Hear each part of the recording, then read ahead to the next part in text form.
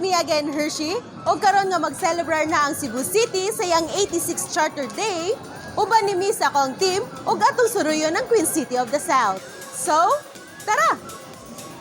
Looking back, niadtong February 24, 1937, when the city of Cebu was born by virtue of Commonwealth Act No. 58, ang kaning Municipality of Cebu nga ubos sa kagamahanan sa Cebu Provincial Government nahimong independent chartered city known as Cebu City.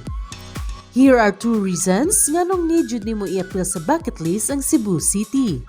Una, gila ang Cebu City isip oldest city in the Philippines, so matawag na to nga inahan siya sa tanan syudad sa nasod. Ikaduha, ang Cebu is rich in history and cultural heritage.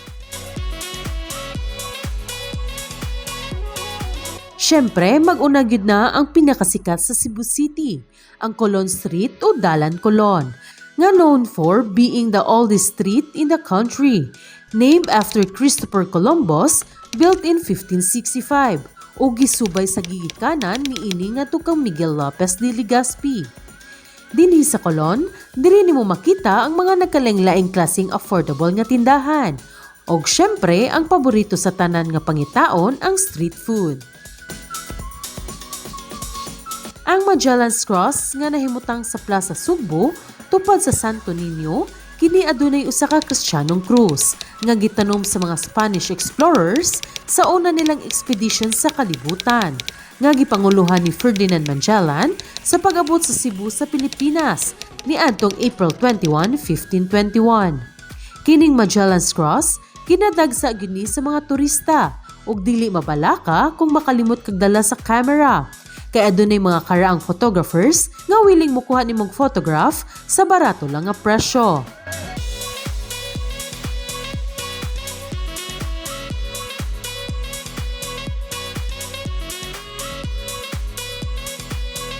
Siyempre, dili na to kalimtan kung naata sa Sugbo nga moduo sa Basilika ni Senyor Santo Niño, kung diin imo masaksihan ang pagmahal sa mga deboto sa balaang bata.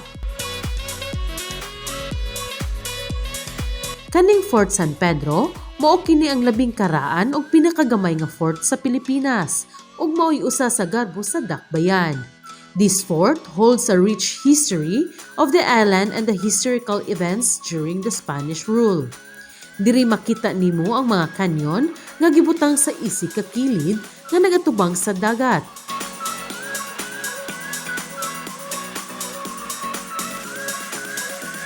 And last but not the least, ang Parian Monument, nga gikonsepto sa multi-awarded sculpture nga si Eduardo Castrillo.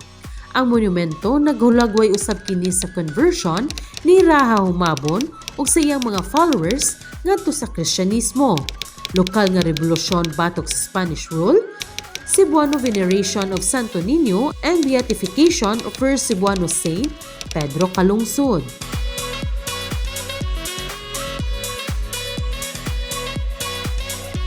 Nalingaw og naara ba mo'y nakatunan sa mong pagsuri-suroy dinhi sa Sugbo? Happy Charter Day mga Sugboanons! Unya uban ni na pod mi sa sunod nga Laag Ta Bai.